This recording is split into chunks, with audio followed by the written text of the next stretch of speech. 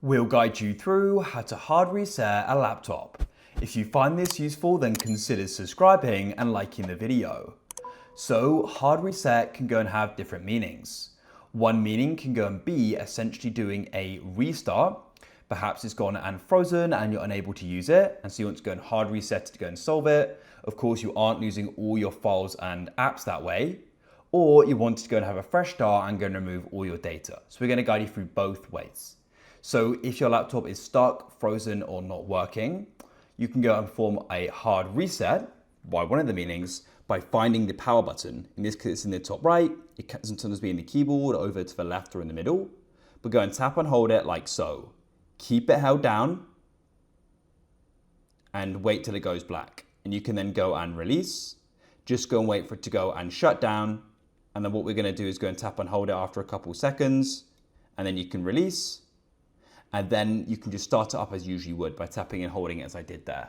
Now it's going to go and boot, and hopefully the problem you're trying to resolve is then resolved. It's now back on. But now for the second way of how you can go and do the hard reset. So this is where we're going to remove everything. So come to the bottom and you can press the Windows Start button or press the Start key on your keyboard. In here, you want to go and find the option for Settings and click there. Then click there. Then what you need to do is you want to go over to the left and you want to find the option for System. In here, go and scroll down and go and find the option for Recovery. Then what you want to do is go and in Reset This PC, go to the right and press Reset PC. You can then choose to remove everything, go and wait. Choose how you want to go and reinstall Windows. I'll do a local reinstall to save having to download it again. Confirm the different settings here, change them if you want, and you can then go and press next. It's just going to go and get things ready. And then the next step is going to go and be confirming this.